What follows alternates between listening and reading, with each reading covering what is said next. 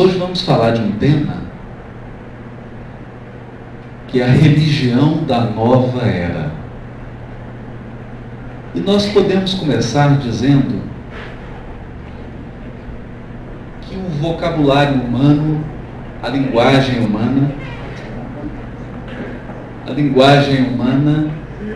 não é adequada nem suficiente para expressar a riqueza das coisas que existem, sobretudo daquelas que dizem respeito à intimidade do espírito imortal. E a palavra religião se inclui entre elas. Ao falarmos religião, nós evocamos uma gama de situações, um conjunto de sentimentos, de instituições, de organização, de rituais, um conjunto de coisas que, na verdade, deveriam ter nomes separados, uma etiqueta separada para cada uma delas. Mas hoje nós vamos falar de um ano muito específico.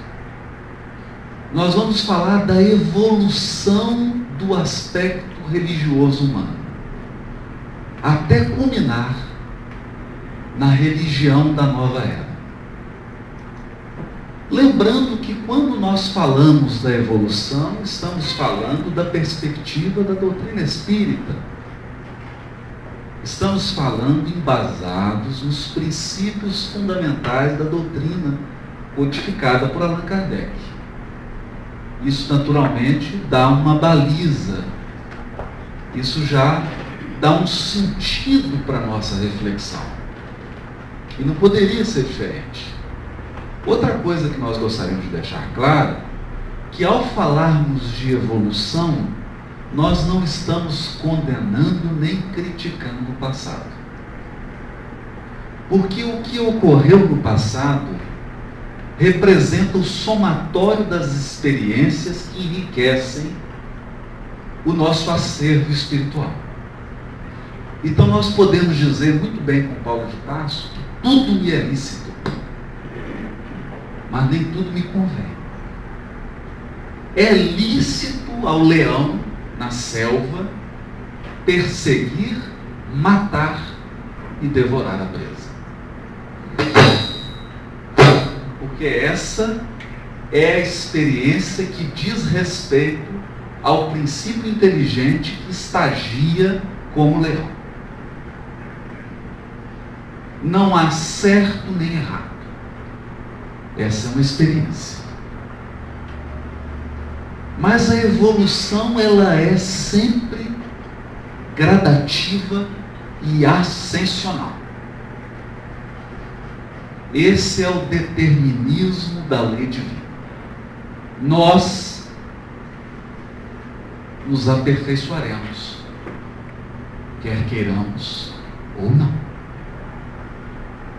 Podemos atrasar a marcha do progresso, diria Kardec, mas não podemos detê-la.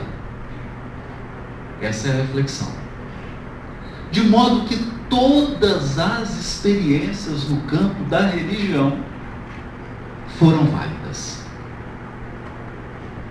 Todas elas acrescentaram algo ao nosso patrimônio espiritual. O que não significa que hoje, depois de alcançado um progresso intelectual, depois de alcançado um progresso tecnológico e, sobretudo, depois da humanidade haver atingido uma média de desenvolvimento do senso moral, há determinadas experiências religiosas que não convêm mais. Não convém. São lícitas. São lícitas. Cada um de nós pode ou não se entregar a elas. Porque somos herdeiros do livre-arbítrio. Mas isso não significa que elas são convenientes. Então essa é a advertência e essa é a perspectiva que nós vamos adotar na reflexão da noite. Portanto, esqueçamos aquela tabela maniqueísta de certo ou errado, de isso é o que deve e isso é o que não deve, isso é o que deve ser condenado. Vamos respeitar cada consciência na sua posição evolutiva, naquilo que ela é capaz de perceber, naquilo que ela necessita para se sentir unida a Deus. Porque nenhuma religião, ou todas as religiões em todas as épocas, visaram um único objetivo: o contato da criatura com as forças superiores que regem o nosso destino, incluindo o Todo-Poderoso, o Criador. Então, feita essa advertência, nós vamos pedir o socorro de André Luiz. No livro No Mundo Maior, capítulo 2, numa palestra dada pelo benfeitor Eusébio. Nessa palestra, em que ele dialogava com criaturas que durante o sono buscaram o mundo espiritual à procura de uma orientação em questão de espiritualidade, em questão de religiosidade. E o benfeitor Eusébio faz então um levantamento, uma espécie de resumo do que a humanidade já caminhou em matéria religiosa.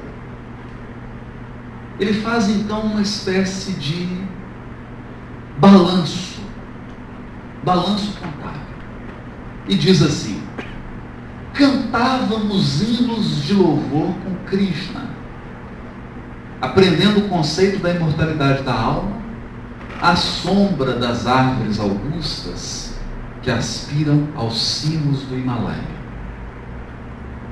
E descíamos logo depois ao vale do Ganges, matando e destruindo para gozar e possuir.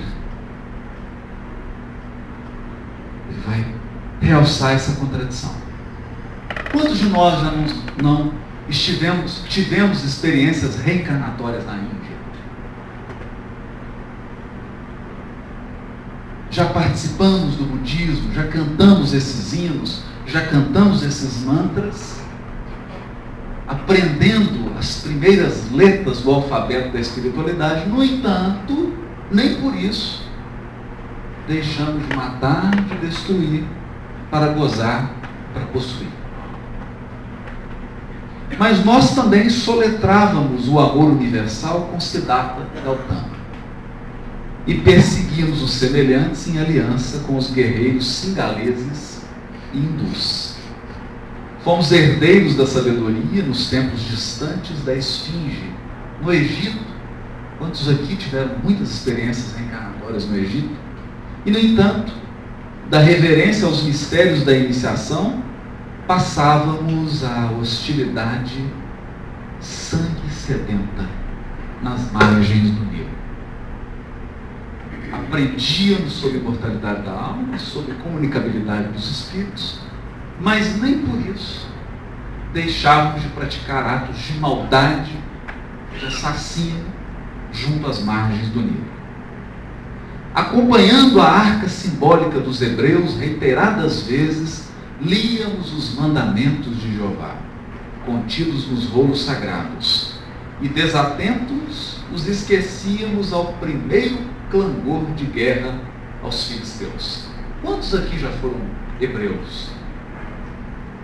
Já passaram pelo povo judeu? Já recitaram a Torá? E nem por isso deixamos de entrar em guerra, em ataque, nas disputas de domínio territorial, domínio material. Chorávamos de comoção religiosa em Atenas e assassinávamos nossos irmãos em Espartas. Admirávamos Pitágoras, o filósofo, e seguimos Alexandre, o conquistador. E ele vai prosseguindo. Vou parar aqui porque é um histórico longo. E ele conclui assim: debalde exortou-nos o Cristo a buscar as manifestações do Pai em nosso próprio íntimo. Atenção para essa frase. Debalde exortou-nos o Cristo a buscar as manifestações do Pai em nosso próprio íntimo. Cevamos e expandimos unicamente o egoísmo e a ambição, a vaidade e a fantasia na crosta planetária. Contraímos pesados débitos, escravizamos aos tristes resultados de nossas obras, deixando-nos ficar indefinidamente na messe dos espinhos. Foi assim que atingimos a época moderna, agora, em que a loucura se generaliza e a harmonia mental do homem está a pique de sossobro. De cérebro evolvido e coração imaturo, requintamo-nos presentemente na arte de esfacelar o progresso espiritual. Esse é o balanço. Esse é o balanço. E aqui nós vamos percebendo uma linha nessa avaliação do benfeitor Eusébio, em que ele sugere que todos os movimentos religiosos do planeta, então nós não estamos falando aqui para brasileiros, nós não estamos falando aqui para egípcios, nem para hindus, nem para hebreus, nós estamos falando aqui para espíritos imortais, inclusive desencarnados, que já estagiaram em várias civilizações, que já professaram várias religiões. Por quê? Porque estavam em uma caminhada desenvolvendo habilidade para entrar em contato com Deus. Esse é o ponto. Isso é religião. Ou pelo menos essa é a proposta do plano espiritual superior para o movimento religioso na Terra. Se os movimentos religiosos corresponderam ou não a essa proposta superior é outra questão. Mas essa sempre foi a proposta. Proposta de entrar em contato com Deus, não lá fora, mas dentro. Dentro. Portanto, a jornada religiosa é uma jornada em direção a nós mesmos. Uma jornada em direção a nós mesmos. É o que vai dizer o próprio André Luiz no livro Mecanismos da Mediunidade. Ele diz assim: talismãs e altares, vestes e paramentos, símbolos e imagens, vasos e perfumes, não passam de petrechos destinados a incentivar a produção de ondas mentais, nesse ou naquele sentido, atraindo forças do mesmo tipo que as arremessadas. Capítulo 25 do livro Mecanismos da Mediunidade. O que ele está dizendo? Se nós fizéssemos uma enquete aqui e perguntássemos, num questionário, o que você entende por religião? A pessoa diria: religião para mim é uma hóstia. Religião para mim é um altar. Outro poderia dizer: religião para mim é colocar as vestes de um monge budista e meditar. E todos aqui faríamos um inventário citando apetrechos materiais, acreditando que construções de pedra, vestes e rituais são sinônimo de religião.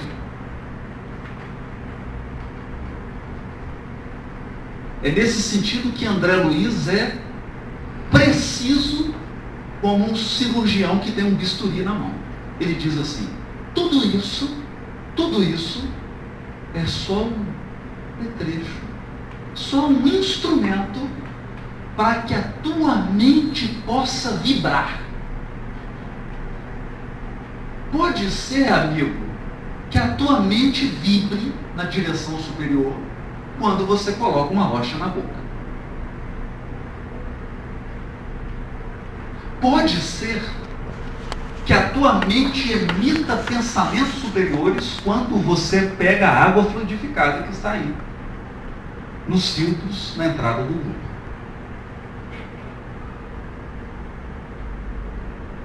O que André Luiz está dizendo é que se não tivesse nada disso, ainda assim, você poderia emitir essas ondas mentais.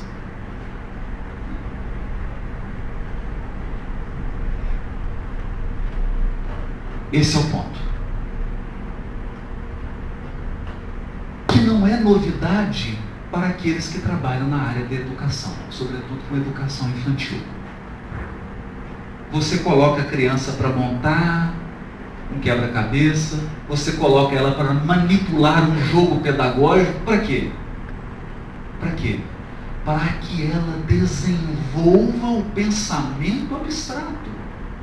Como ela não é capaz ainda de abstrair, você dá um joguinho pedagógico. É isso que André Luiz está dizendo. Até agora, os religiosos da Terra lidaram com jogos pedagógicos destinados a elevar o seu padrão vibratório. É esse o ponto. Então você vai em um grande lugar, num templo budista, ou você vai em Fátima, ou você pode ir a Uberaba, ou Bebrebu, não sei, num lugar, no túmulo do Kardec, em qualquer lugar que lhe toque ao coração, e pode sentir uma vibração, pode se sentir inspirado, mas saiba que o lugar, que o objeto, foi apenas um indutor. Ele não é o criador da vibração e do sentimento. Ele é um indutor. A força está em você. Há criaturas que fazem viagens e peregrinações para terem uma experiência místico-religiosa, até elas descobrirem que essa experiência você pode ter na cozinha da sua casa. É esse o ponto. É isso que André Luiz está dizendo. Bom, se é isso que ele está dizendo, o que é religião? O que é religião? Em pleno século XXI, em pleno século XXI, alguém que pega um iPad, um iPhone, um Skype, se comunica com outro que está em outro país, que joga uma informação no Google e tem acesso ao mundo inteiro. Essa palestra pode ser transmitida para vários lugares do mundo, simultaneamente. Continuar definindo religião pelos padrões da Idade Média não é conveniente. Eu não estou dizendo que é errado. Não é conveniente. Nós precisamos ampliar conceitos.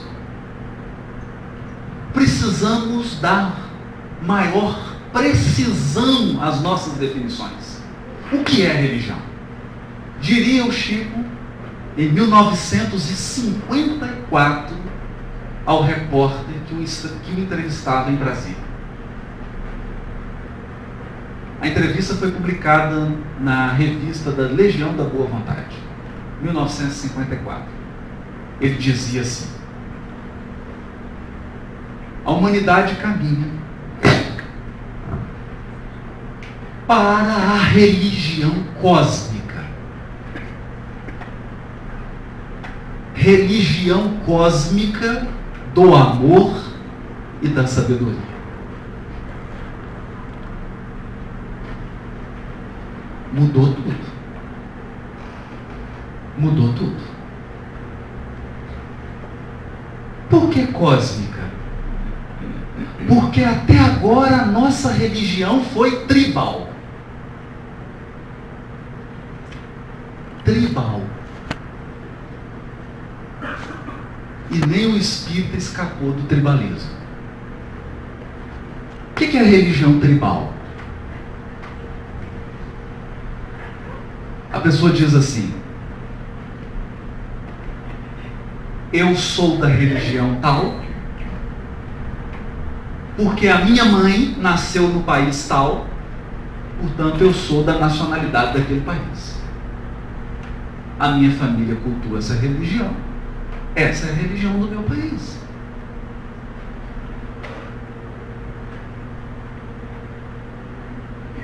Então ele tem um Deus étnico,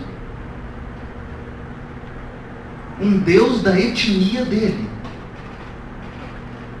um Deus da língua dele, um Deus da cultura dele. Isso é religião tribal. Não tem nada de errado, porque isso é evolução. A evolução começou assim. Você tinha uma tribo que morava perto do rio e outra tribo que morava no meio da floresta. A tribo que morava perto do rio cultuava o rio. O protetor deles era o Deus rio. A tribo que morava no meio da floresta, o protetor deles era o espírito da floresta. Percebeu? Religião tribal. O curioso é que você conversa com a pessoa e ele fala assim: meu amigo, eu não posso ser seu amigo, porque eu frequento a igreja tal e você frequenta outro movimento religioso.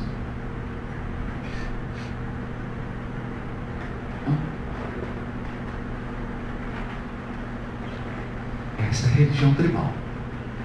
Acontece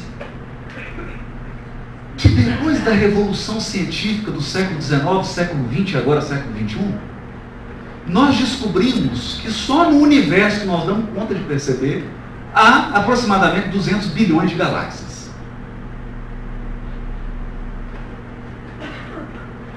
Em cada galáxia há aproximadamente 100 bilhões de sóis. E cada Sol carrega o seu conjunto de planetas. E para o meu desespero, recentemente a NASA acaba de divulgar a descoberta de planetas que vagueiam sem estar girando em torno de um Sol. Ou seja, você é um singelo habitante de um planetinho que gira em torno de um solzinho. E há mais ou menos 100 bilhões só na sua galáxia. Só que existe aproximadamente 200 bilhões de galáxias e você acha que o seu Deus é o Deus da sua igreja.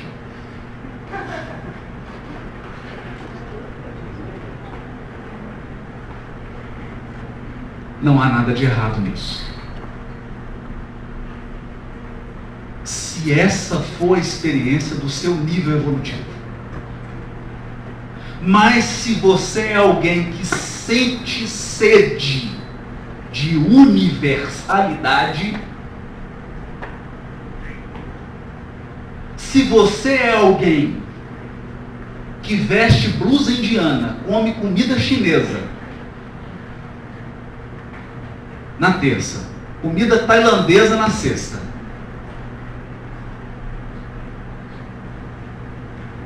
adora a cultura indiana, estuda a cultura egípcia, aprendeu inglês e está no curso de francês, você tem sede de universalidade.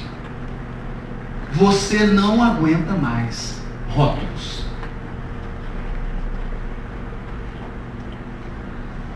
Você está em busca de uma experiência cósmica.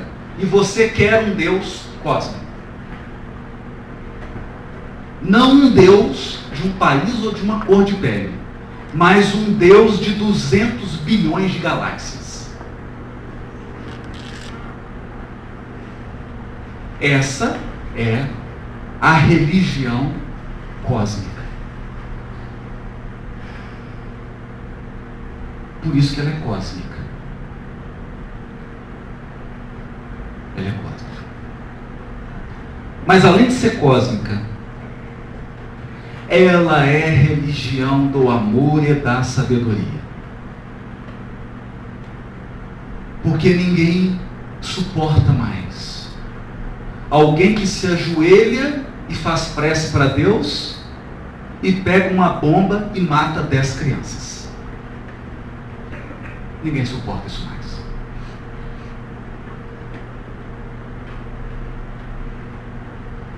Ninguém tolera isso. Ninguém tolera líderes religiosos que são incapazes de amar. E ninguém tolera líderes religiosos ou religiosos que não têm nenhum esclarecimento. A humanidade hoje tem sede de pessoas amorosas, de pessoas sábias. Sabedoria e amor. Ou melhor, amor e sabedoria. Esse é o... Mas essa sempre foi a meta. Essa sempre foi a meta. Allan Kardec, no livro O Evangelho segundo o Espiritismo, capítulo 1, item 8, diz assim: a ciência e a religião não puderam até hoje entender-se, porque encarando cada uma as coisas do seu ponto de vista exclusivo, reciprocamente se repeliam. Faltava com que encher o vazio que as separava, um traço de união que as aproximasse. Esse traço de união está no conhecimento das leis que regem o universo espiritual e suas relações com o mundo corpóreo. Leis tão imutáveis quanto as que regem o movimento dos astros e a existência dos seres. Uma vez comprovadas pela experiência essas relações, nova luz se fez. A fé dirigiu-se à razão. Esta nada encontrou de ilógico na fé. Vencido foi o materialismo, mas nisso, como em tudo, há pessoas que ficam para trás. Há pessoas que ficam para trás. Até serem arrastadas pelo movimento geral, que as esmaga se elas tentam resistir-lhe em vez de o acompanhar. Isso é um progresso. Progresso. Portanto, a partir da doutrina espírita no mundo e de todo esse processo social, intelectual, moral, econômico e político que balançou o mundo no século XIX, no século XX e hoje, nós precisamos diferenciar religião de religiosidade, espiritualismo de espiritualidade.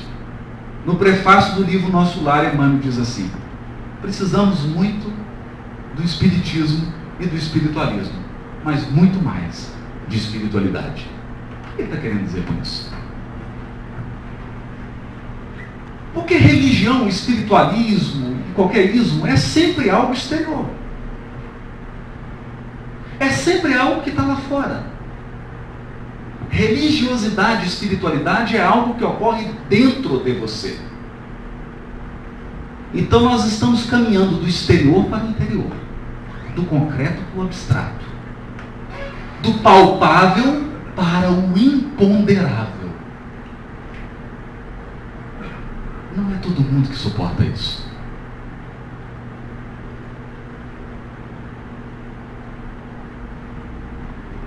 Preciso ter calma. É uma ascensão lenta, dolorosa e gradativa. Porque todos nós estamos extremamente acostumados ao exterior, mas temos pouquíssima experiência com o interior. Nós passamos a maior parte do tempo olhando para fora e pouquíssimo tempo olhando para dentro. E religiosidade é olhar para dentro. É ouvir vozes inarticuladas. Esse é o desafio. Por isso diria Kardec,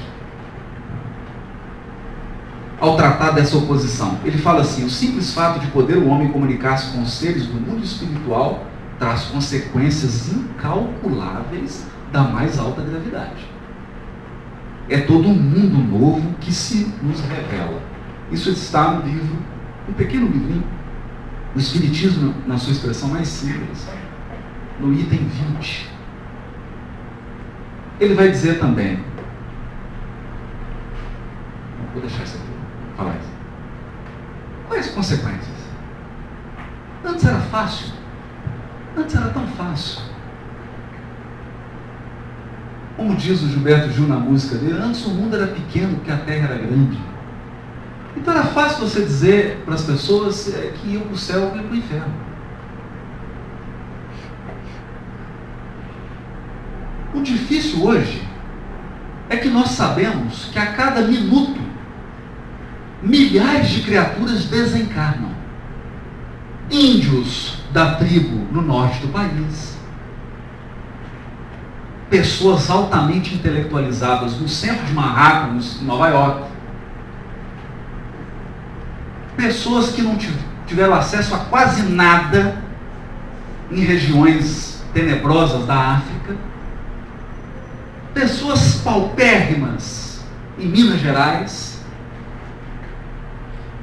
Como definir quem vai para o céu e quem vai para o inferno? Será que é tão simples assim? Tem como eu colocar um habitante de Belo Horizonte que mora na Savassi ao lado de um habitante da tribo Xingu e avaliar a vida dos dois para dizer quem vai para o céu e quem vai para o inferno? E se os dois forem para o céu?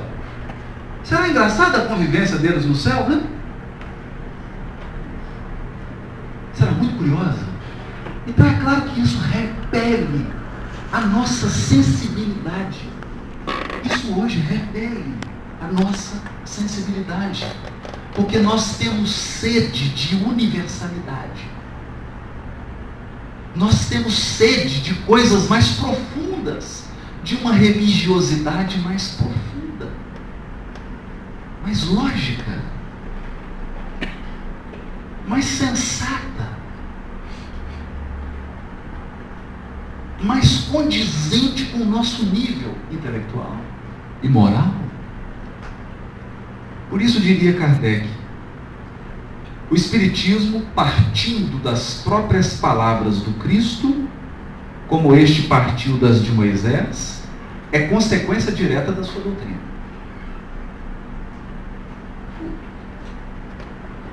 Será que tem alguma coisa difícil nesse texto, cara? Porque às vezes as pessoas falam, mas o Espiritismo não é uma religião?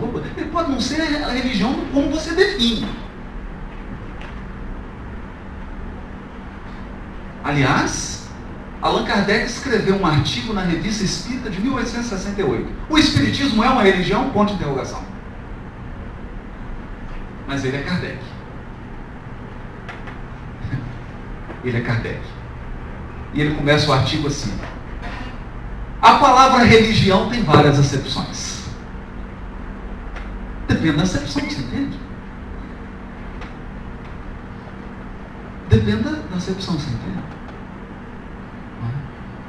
Você pode chegar num lugar e falar que é uma porção de mandioca. Mandioca nós não temos, só tem aipim.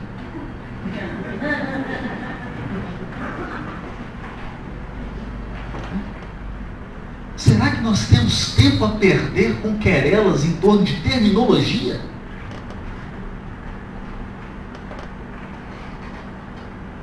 Será que alguém alguém tem tempo aqui para perder com terminologia?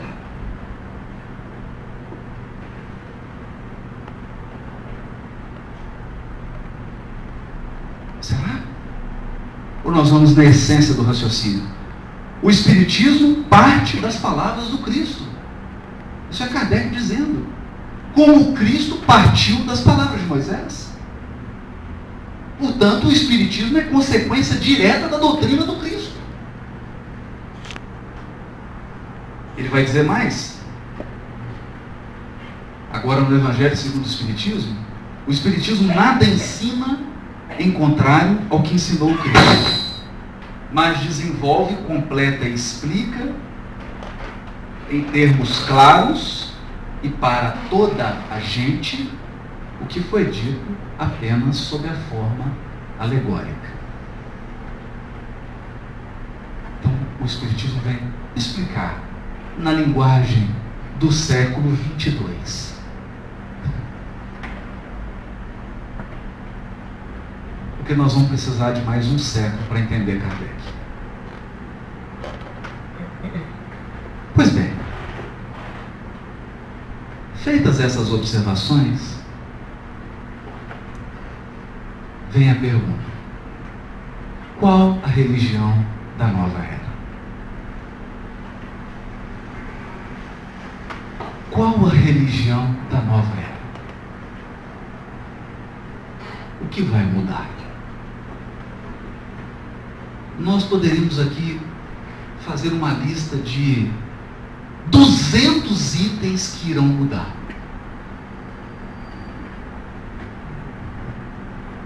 E se vocês quiserem, a gente pode fazer, né?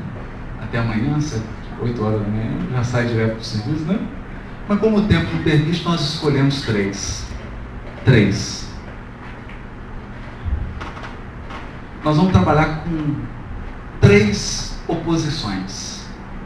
Templo versus comunidade. Novo culto, doutrina versus prática. Deixa eu me explicar melhor. Até agora, o movimento religioso humano se baseou em templos. Em templos com a sua estrutura sacerdotal, com a sua estrutura ritualística e com o seu conjunto de dogmas que regem o culto. O culto e a vida dentro do templo. Ou o conjunto de regras que determinam como você terá a experiência religiosa. O templo. E o engraçado é que tem pessoas que vivenciam o espiritismo nessa mentalidade antiga. Não, eu sou espírita do Manuel Santiago. Por que eu sou espírita? Porque eu vou na Leopoldina. Daí eu disse, eu sou espírita porque eu vou na Leopoldina de 85 3 vezes por semana. E naturalmente que toda casa que quer se manter uma ordem mínima tem um conjunto de regras. Então a experiência religiosa que essa pessoa tem decorre das vezes que ela vem aqui e das regras que ela vivencia aqui dentro.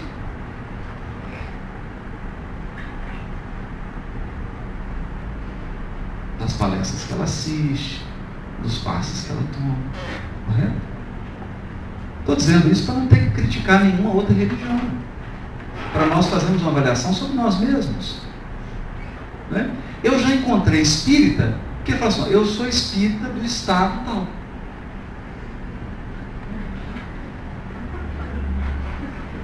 Então, não, mas vocês são espírita de Minas Gerais. Eu sou espírita do... Peraí, espírito tem estado?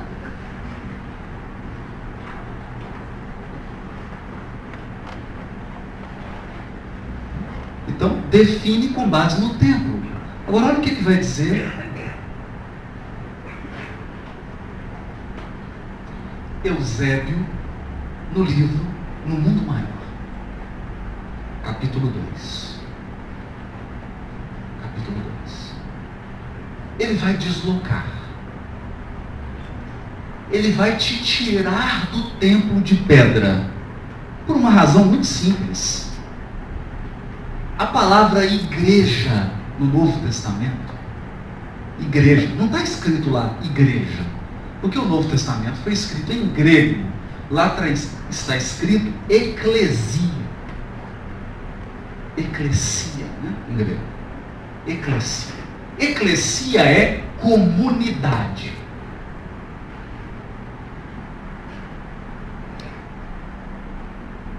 Comunidade. Como? Eu não entendi. Então, toda vez que você abrir seu Novo Testamento e ler a palavra igreja, desconfie. Porque você está sendo induzido a pensar num templo de pedra, mas a palavra grega é comunidade. Aliás, há uma pegadinha. Está no Pentateuco. Naquela linguagem simbólica do Velho Testamento, Deus dá uma ordem a Moisés e para os anciãos: construam para mim um templo, um tabernáculo. E eu habitarei, aí eles traduzem assim. Pode abrir sua Bíblia. Nele quem? No tabernáculo? Construam para mim um tabernáculo e Deus vai morar. É um hotel para Deus. Ele vai deixar as 200 bilhões de galáxias e vai habitar num templo. Só que não está escrito isso lá. Em hebraico está dito assim: e eu habitarei betorrem, no meio deles, deles no plural. Peraí, é um tabernáculo ou são vários? Não, é um tabernáculo, mas são várias pessoas. Porque Deus não habita no tabernáculo, Ele habita na comunidade, nas pessoas. Portanto, a religião da nova era não é uma religião de templos, é uma religião de pessoas. De pessoas que vivem em comunidade. Vamos ver o que dizer. O espiritualismo nos tempos modernos não pode restringir Deus entre as paredes de um templo da terra.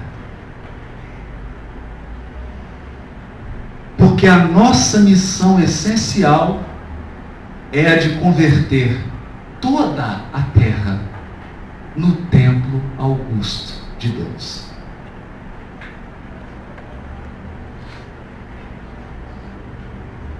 Você já pensou o dia em que Afonso Pena foi um templo de Deus? Em que todas as ruas de Belo Horizonte foram um templo de Deus? Então a religião da nova era, ela vai converter toda a terra em templo. Toda a terra. E aí ele vai dizer mais. Eusébio vai dizer assim.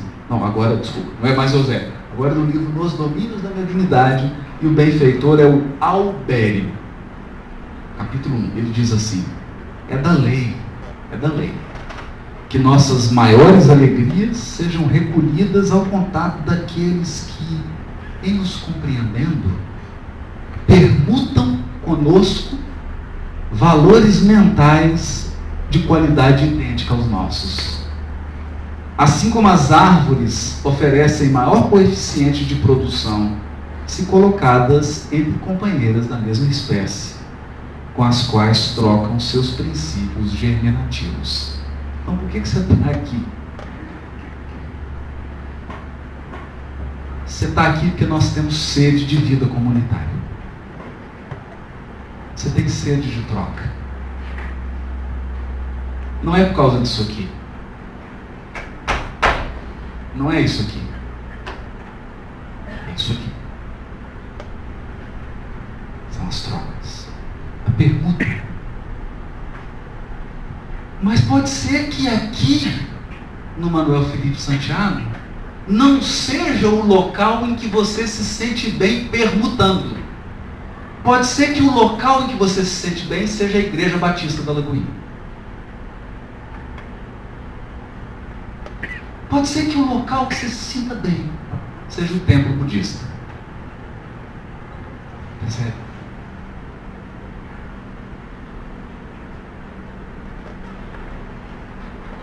Porque o que importa não é o templo que você frequenta.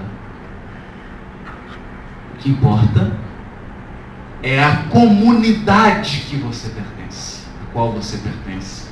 E quais os valores você permuta em comunidade. É isso que os benfeitores estão dizendo. Por isso que na religião da nova era, o nosso templo será toda a terra. E nós vamos permutar amor e sabedoria. Eu virei aqui porque tenho sede de encontrar meu amigo e outros e receber deles as vibrações de amor e de carinho.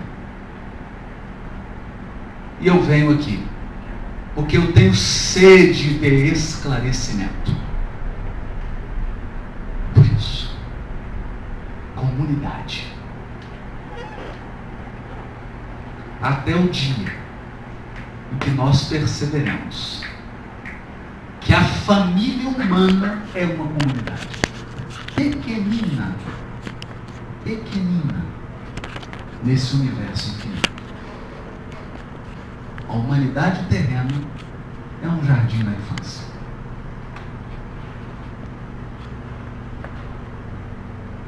É uma pequena comunidade. Volta e meia você está tombando com alguém. De tão pequenininho. São só 22 bilhões de espíritos na Terra. É pouca coisa.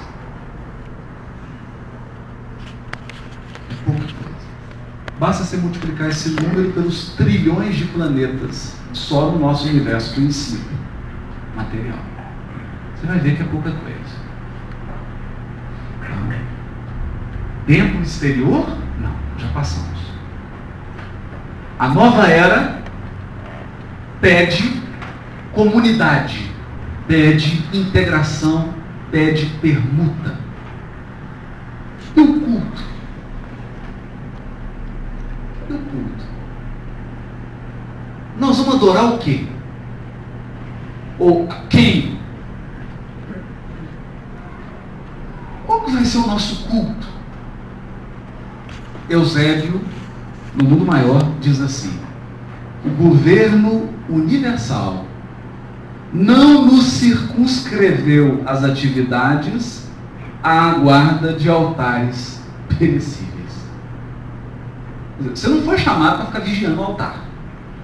Não fomos convocados a velar no círculo particular de uma interpretação exclusivista, senão a cooperar na libertação do espírito encarnado, abrindo horizontes mais claros à razão humana, refazendo o edifício da fé redentora que as religiões literalistas esqueceram. Edifício da fé redentora que as religiões literalistas esqueceram.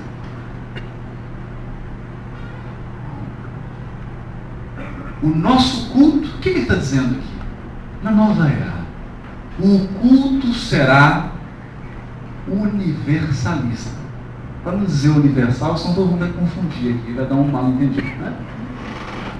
O culto vai ser universal, universalista. O Eusébio diz assim: o plano superior não se interessa pela incorporação de devotos famintos de um paraíso beatífico.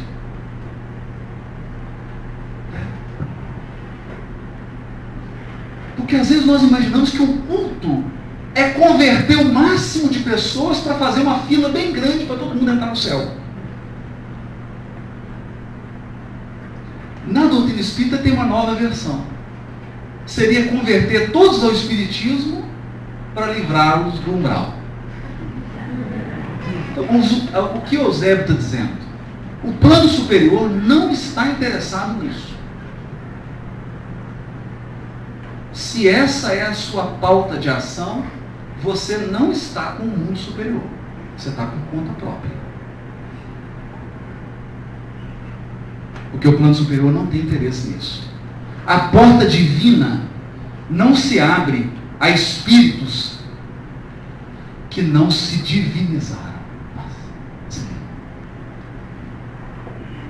Nenhuma porta divina se abre para quem não se tornou divino. A porta divina não se abre para quem não se divinizou pelo trabalho incessante na cooperação com o Pai Altíssimo.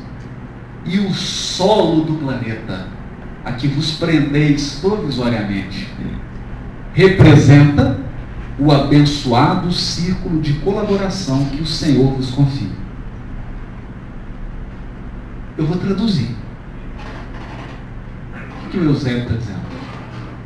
Você acabou de ter filho? Você está com uma criancinha de 3 meses em casa? Cuidar dela é o seu culto.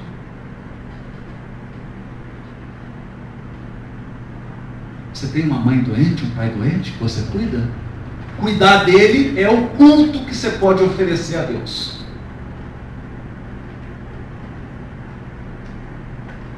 Você é entregador de pizza? Entregar pizza é o seu culto. Porque se a terra é o nosso altar, todas as atividades que nos foram confiadas pelo mundo espiritual na atual encarnação constituem o nosso culto. Esse é o culto. Ele vai dizer mais ainda. O trabalho salvacionista não é exclusividade da religião. Constitui ministério comum a todos. Porque dia virá em que o homem há de reconhecer a divina presença em toda parte. A divina presença em toda parte. A realização que nos compete não se filia ao particularismo. É obra genérica para a coletividade. Esforço do servidor honesto e sincero, interessado no bem de todos. No bem de todos. Esse é o culto da religião cósmica do amor e da sabedoria. O culto da religião cósmica do amor e da sabedoria, ou seja, da religião da nova era, é o estrito cumprimento do dever. Ou melhor, é cumprir o dever com um plus, que é o plus do amor. É fazer tudo o que você tem que fazer, que lhe compete fazer, com uma dose imensa de amor. Esse é o nosso culto. Essa é a nossa devoção. E acima de tudo, a devoção ao bem. A devoção ao bem. Gente, quantas vezes nós erguemos a mão para Deus e as nossas mãos estavam sujas de sangue? Ou elas estavam sujas de roubo, de furto? Ou elas estavam sujas de violência? Que culto é esse? Que culto é esse? Albério, no livro Nos Domínios da Mediunidade, diz assim: achando-se a mente na base de todas as manifestações, é imprescindível enriquecer o pensamento, incorporando-lhe os tesouros morais e culturais, os únicos que nos possibilitam fixar a luz que jorra para nós das esferas mais altas através dos gênios da sabedoria e do amor que supervisionam as nossas experiências. Então, quando você vem aqui, nós vimos o vídeo lá da evangelização, quando você vem aqui, recebe uma criança carente, e aí ela recebe aqui o alimento, e você evangeliza, e você brinca com essa criança, e você transmite a ela valores, você está em contato com os gênios superiores da espiritualidade, estão jorrando sobre você amor e sabedoria. Mas também, quando você vai para a sua aula de inglês, para a sua aula de francês, e você está enriquecendo o seu patrimônio cultural, também está jorrando sobre você as luzes superiores. Porque a religião da nova era nos proporciona duas asas: a asa do amor e a asa da sabedoria. Chega de pessoas bondosas e ignorantes, ou de pessoas absolutamente geniais e maldosas. É preciso conjugar conhecimento, cultura, sabedoria com bondade, amor, perdão, tolerância.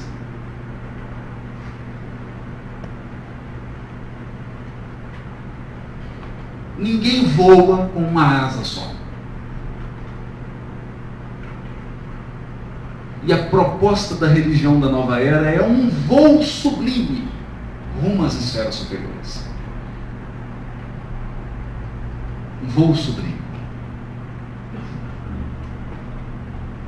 Por isso, o religioso da religião cósmica do amor e da sabedoria, ele tem um compromisso com o amor ao semelhante.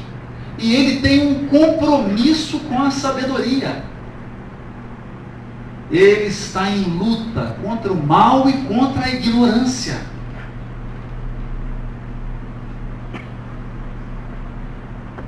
E acima de tudo, ele está aberto a aprender, a crescer e a compartilhar. Esse é o culto. Esse é o culto. E na religião da nova era, há uma diferença entre dogma, doutrina pura e prática.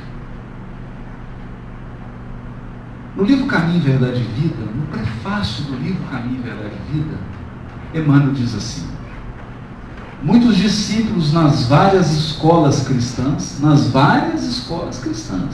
católicos, protestantes, espíritas, etc., etc., ortodoxo, igreja ortodoxa grega, várias escolas cristãs, entregaram-se a perquirições teológicas, transformando os ensinos do Senhor em relíquia morta dos altares de pedra. No entanto, espero Cristo, venhamos todos a converter-lhe o evangelho de amor e sabedoria. Olha as palavras: o evangelho de amor e sabedoria em companheiro da prece. Alguém aqui já experimentou fazer prece com o evangelho? Meia prece, meia hora de prece. Você abre o evangelho e vai lendo trechos do Sermão da Montanha, por exemplo. Uma prece. Companheiro da prece. Em livro escolar do aprendizado de cada dia. Em fonte inspiradora de nossas mais humildes ações no trabalho comum. Fonte de inspiração para o trabalho comum. E em código de boas maneiras no intercâmbio fraternal. E aqui nós vamos definindo por uma prática. Por uma prática. Não por um dogma. O religioso da nova era. O religioso da nova era. Porque se tem algo que a nossa sensibilidade não mais tolera, é a demagogia. Ninguém suporta a pregação dogmática. Ninguém suporta. Porque as pessoas são contagiadas pela sua vida.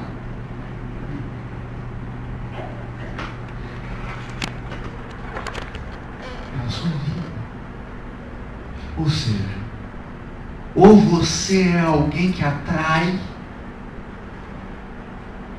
ou você é alguém que causa repulsa.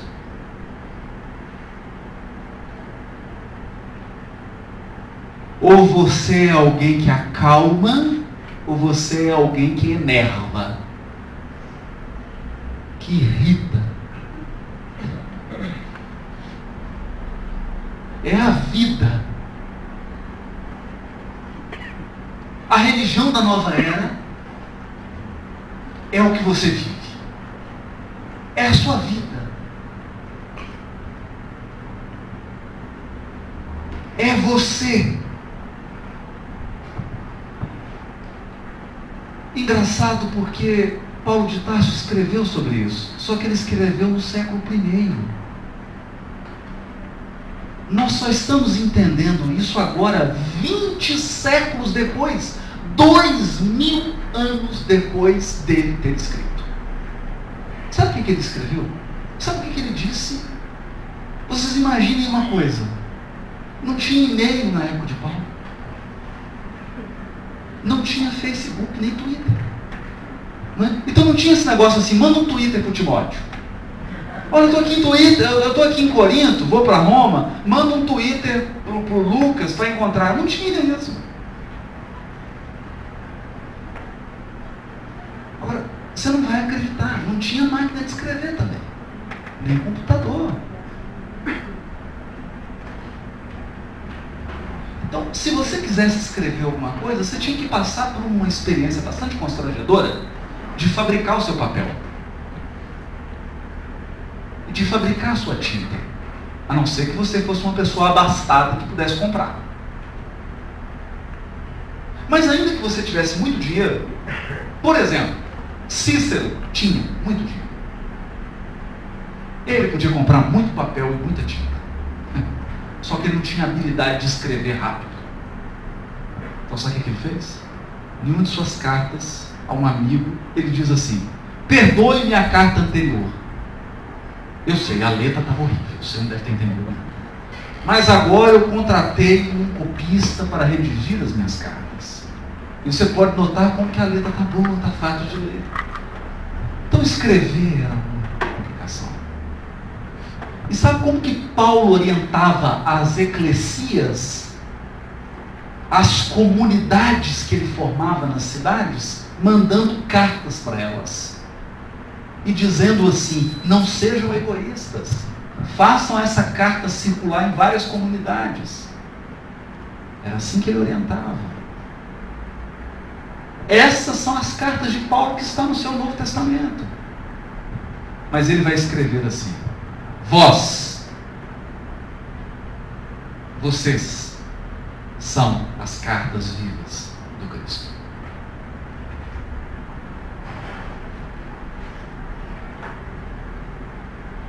Vocês são as cartas vivas. Eu não estou falando de um pedaço de papel. Estou falando da tua vida.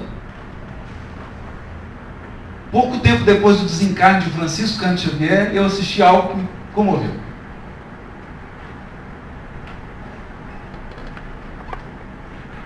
Depoimento de pastores, padres, judeus, muçulmanos, budistas, sobre Chico Xavier. E teve um senhor em São Paulo, que é um judeu, que perdeu um filho. O Chico recebeu mensagens extraordinárias. O Chico, há trechos da carta em que o rapaz escreve em hebraico para o pai. O comovente dessa história é que quando o Chico foi ler a carta, ele não sabia o que ele escreveu aqui, né? Aí falou: ô senhor, tem uma carta do seu filho aqui, agora o senhor tem que ler, porque eu não consigo ler. E aquela cena, né? O pai chorando, emocionado, lendo frases em hebraico que nem o Chico era capaz de ler. E ele disse assim, no programa do Fantástico: eu sou judeu. Eu sou judeu. Eu frequento a sinagoga. Eu sigo as orientações do meu rabino. Agora, que ninguém me venha falar mal de Chico Xavier. Porque eu amo Chico Xavier.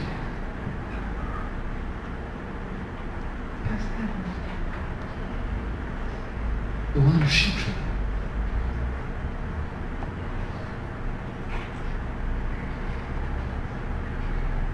A pessoa, a vida. E o pai dizia a mesma coisa. O Chico é um homem santo. Independente de... Você acha que o padre ia lá para discutir dogma?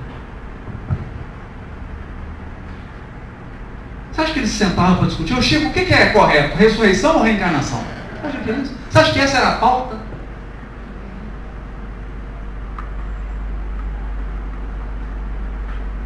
Você acha que essa era a pauta? Você conseguiria conversar sobre um assunto desse com Chico Xavier? Você não conseguiria. Você não conseguiria. Ou como o padre que falou do Tadeu lá em Araxá. Ele diz assim: eu admiro profundamente o Tadeu, que é um espírito, faz um trabalho lindo em Araxá. Porque o Tadeu é capaz de fazer coisa pelas pessoas que eu, como sacerdote, não tenho coragem nenhuma.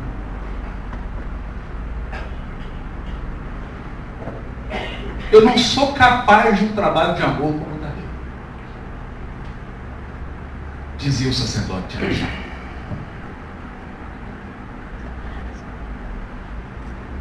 Então nós estamos falando de algo que vai além. Nós estamos falando de uma vida que irradia amor.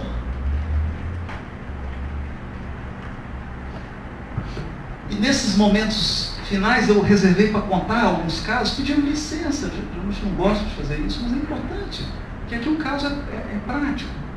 Eu me lembro que, atendendo a um convite da Federação Espírita da Paraíba, Federação Espírita da Paraíba,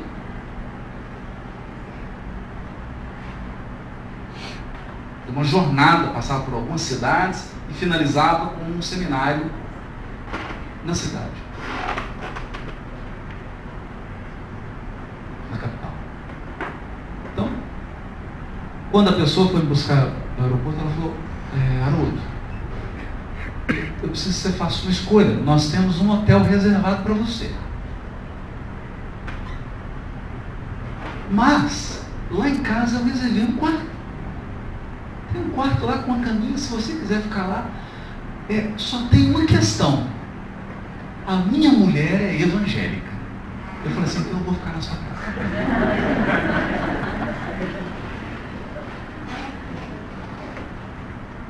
Porque é aí que estava a riqueza da experiência. E nós chegamos. E é muito engraçado, porque ela já veio aqui do Horizonte, nós saímos com a minha esposa. Vamos jantar fora, né? Nós ficamos na casa dela. E ela ficou assim um pouquinho ressabiada, né? Ela sabe que o marido já é tipo espírita mesmo, o filho também é. Só a menina que é evangélica como ela e tudo, né? E ela ficou um pouco assim e tudo. Aí toma um café da manhã, ela muito discreta. Assim, isso aí. Qual que vai ser a sua atividade aqui na Paraíba, né? E ela vai ouvir essa palestra. Muito engraçado. Eu falei assim: eu vim falar de Jesus. Ela regalou o olho desse tamanho. De Jesus? É de Jesus.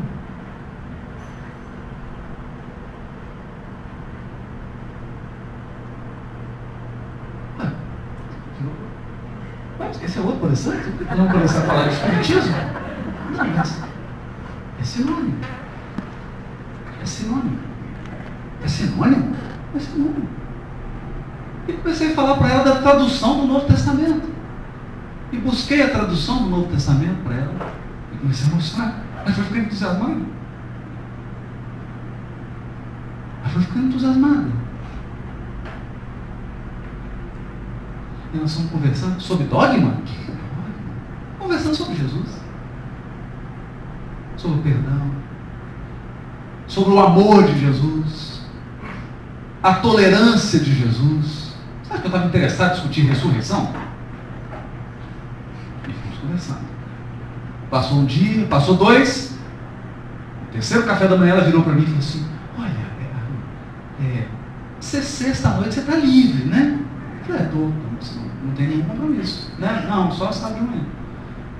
É porque a gente faz um culto evangélico na casa da minha irmã e um estudo bíblico. Será que você poderia participar? Eu falei: mas será uma honra para mim. Será um prazer.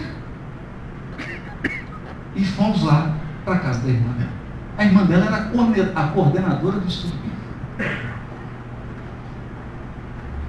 Ela jogou o saco na água. O tema era a parábola do trigo e do joio. Eu falei: estou em casa. Eu estou em casa. E trigo e joio, aquele monte de gente em volta falando, me deram a palavra, eu já quase não falo.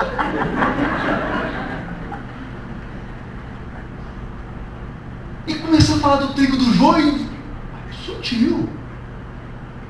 A essência moral. E aquele negócio foi ficando bom, e ela foi ficando entusiasmada, e falou: mas nossa, mas que coisa maravilhosa! Esse amigo que você trouxe dessa vez é muito bacana. Muito bacana. Mas aí vem a coisa bonita.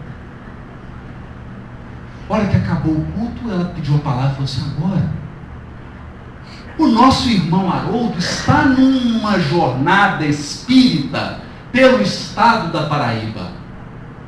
Então eu queria pedir para nós aqui, para a gente fazer um ciclo e dar as mãos, para pedir a Jesus para abençoar a jornada dele. E 20 evangélicos deram as mãos, e cada um fez uma prece de 15 minutos, para abençoar a minha jornada na Paraíba. Essa é a religião da nova era.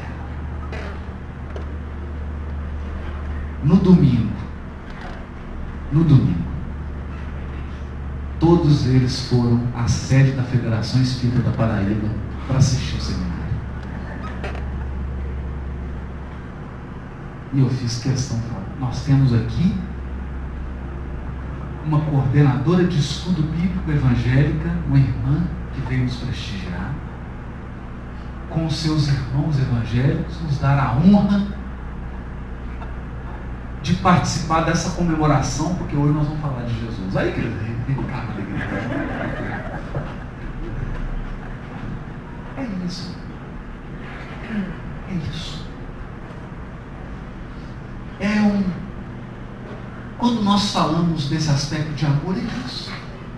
Desse comungar. Desse entender que nós somos seres humanos. Você quer saber quando você é igual ao outro? Espera você sentir dor. A dor nos iguala.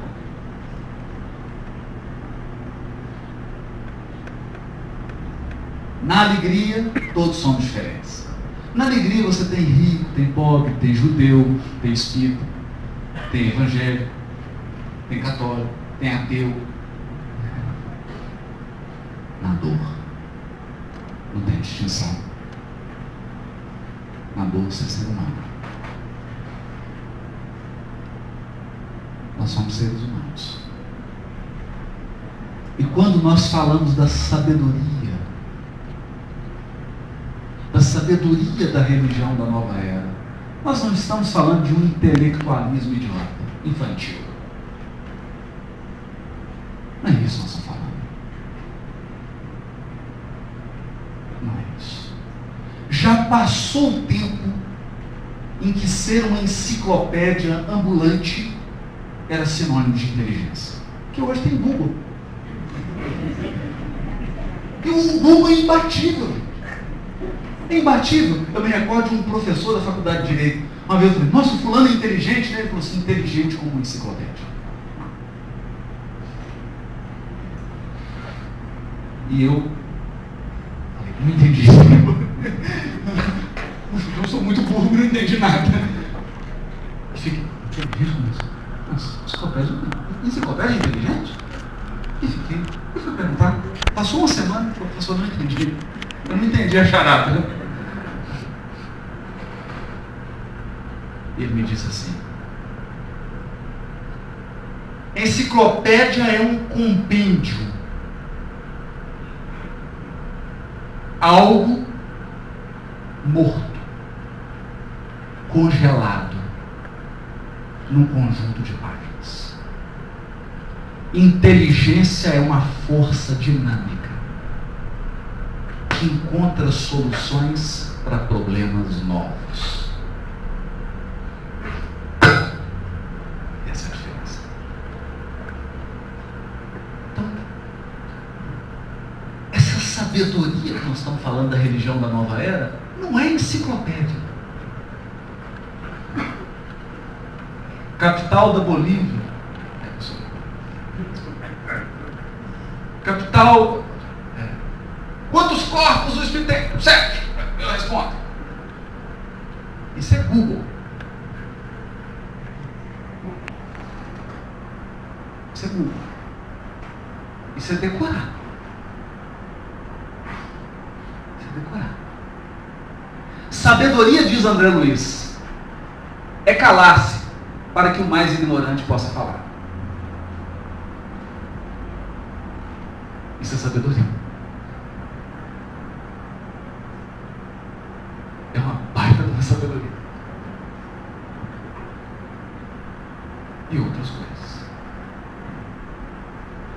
Sabedoria é ceder hoje para ganhar amanhã.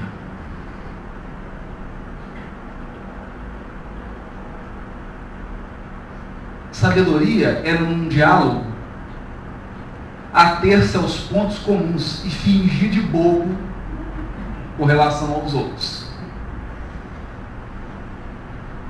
Fingir de bobo com relação às divergências e ater-se aos pontos comuns. Isso é sabedoria. Sabedoria é entender que o caminho do conhecimento é infinito. Portanto, tudo que você sabe é provisório.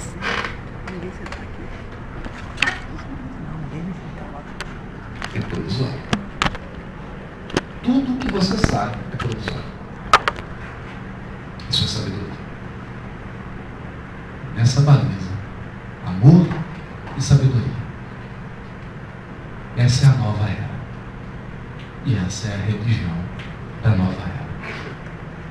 Mas se você não se sente preparado ainda, não se preocupe. Vá devagar. Vá com calma. Respeite. Respeite quem está atrás. Respeite quem está ao seu lado. Mas respeite quem está na frente. Não se feche ao progresso. Não se feche ao progresso. Nós precisamos nos sentir bem. Lembrando aí o velho amigo Honório. Felicidade em matéria de evolução não é chegar a algum local, é caminhar com segurança, em paz, feliz. Porque a felicidade está na jornada. Muito obrigado. Boa noite.